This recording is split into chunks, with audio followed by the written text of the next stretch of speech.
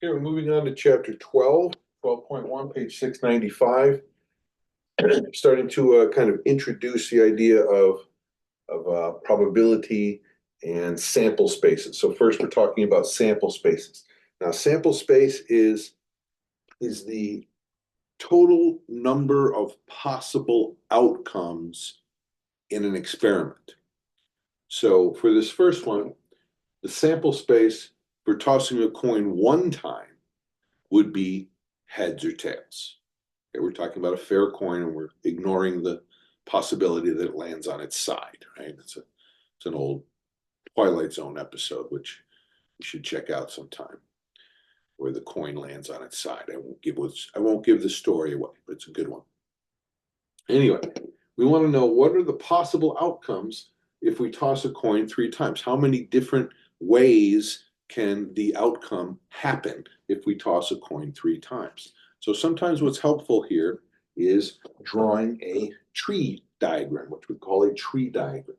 So if we look at this and we say, after one toss, well, we're either going to have heads or tails on the first toss, right? Then after two tosses,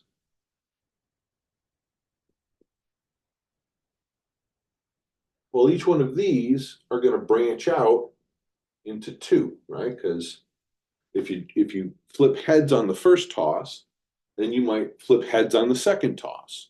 And then that outcome is going to be two heads, right? If you flipped heads on the first toss and tails on the second toss, well, then you're going to get heads and tails. Right? And similarly, for tails, if you flip tails first, you might get heads or you might get tails. So notice after two tosses, you have four possible outcomes. And if we go one more time, after three tosses, well, again, now these are going to branch out into two possibles each, right? These four are going to branch off into two, each one of those, right? If you flipped two heads, you might get another head. You might flip three heads, heads and tail, or heads, heads, and then tail. Get heads, heads, and then a tail. If you flipped heads and tails after two tosses, then that can also branch into two and have heads, tails, and heads, or heads, tails, and tails. And hopefully you're starting to see the pattern here. We can have tails, heads, heads, tails, heads, tails, tails, tails, heads, or tails, tails, tails. So we get 8 possibilities after 3 tosses. And this is the sample space. This is what we call the sample space. All right, if you toss 3 coins, you can get heads, heads, heads, you can get tails, tails, tails, or you can get any of these possibilities in between. So this would be your answer. This is the sample space of all the possible outcomes after tossing a coin 3 times. And notice here, the total number of outcomes is going to be the product of the possible outcomes at each stage of this experiment. We'll call it an experiment. So we had 2 possibilities after 1 toss, 2 possibilities on the second toss, so 2 times 2 gave us 4 possibilities after 2 tosses, and then 2 times 2 times 2 gave us 8 possibilities and our sample space after 3 tosses. All right, so this is what's known as the counting principle. How many possibilities is the number of possibilities at each stage of your experiment multiplied together. We get 8 here. So thinking about that same idea, if we're asked what is the, or how many possibilities are there in this number 10, so let's make sure the wording of the question here. the wording of the question for number 10 says, list the elements of the sample space again. So here, we're going to have 3 body types, 2 radios, and 2 colors. So just like we had 2 choices, 2 choices, 2 choices, here we have 3 choices, 2 choices, and 2 choices. So let's call the body types A, B, and C. Let's call the radios 1 and 2. And the colors will say red and black. All right. So the body type, we can either have A, B, or C. If we choose A, the radio, we can either have radio 1 or radio 2. So once again, we can choose body type A and radio 1 or body type A and radio 2.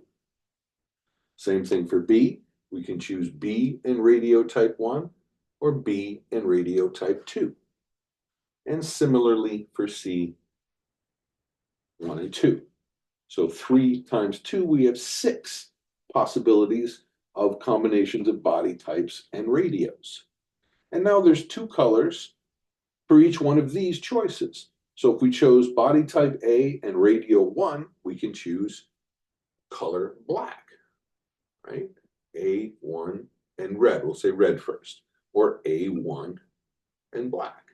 So this would represent body type A, radio 1, and red.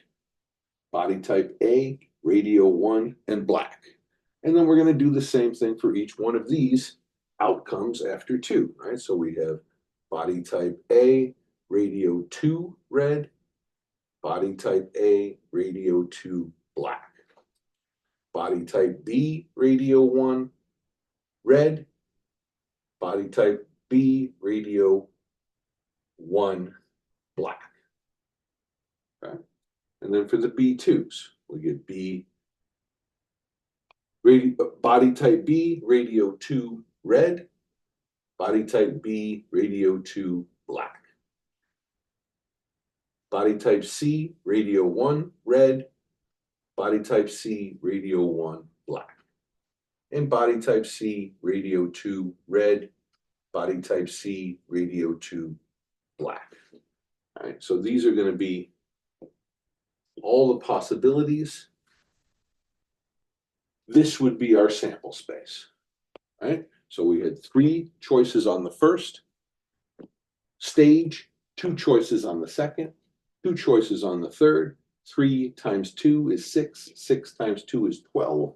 Here are the 12 possible outcomes of choosing those 3 things. Body type A, radio 1 red.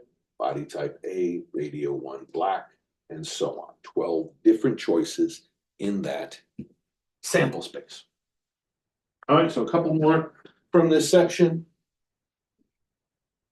Let's look at numbers 13 and 14 just to discuss the idea of replacement and without replacement.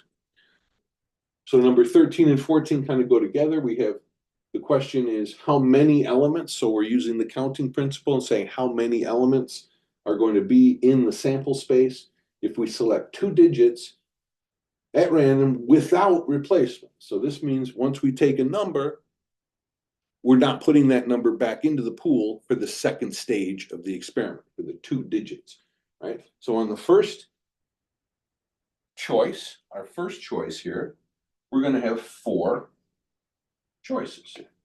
Right? So we get 4 choices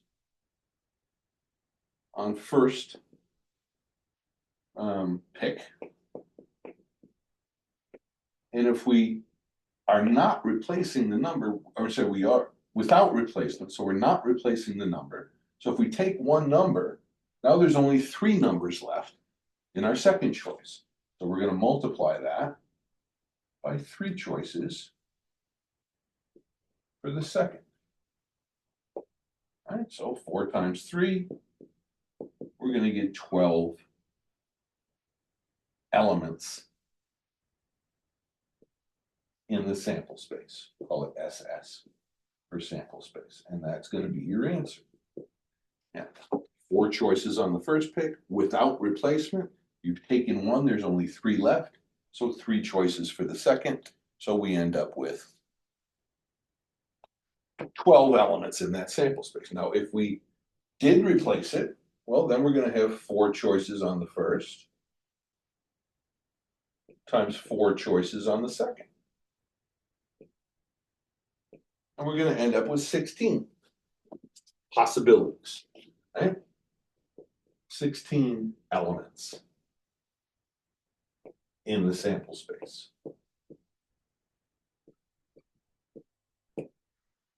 And realize what that's gonna be. It's gonna be 1 and 1, 1 and 2, 1 and 3, 1 and 4, 2 and 1, 2 and 2, 2 and 3, 2 and 4, and so on, right? We're gonna have 16 choices.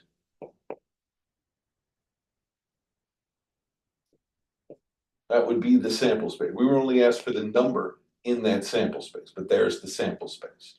Now this one's a little bit more difficult to draw because, well, I guess it isn't. If you chose 1 on the first choice, then you only have 2, 3, and 4 on the others. If you chose 2, then you have 1, 3, and 4. If you chose 3, then you have 1, 2, and 4 on the second. And if you chose 4 on the first, you have 1, 2, and 3. So 4 times 3 were 12 elements, 4 times 4 or 16 elements. All right, so that's the idea of sample spaces and the counting principle to determine how many elements are going to be in your sample space. That's 12.1.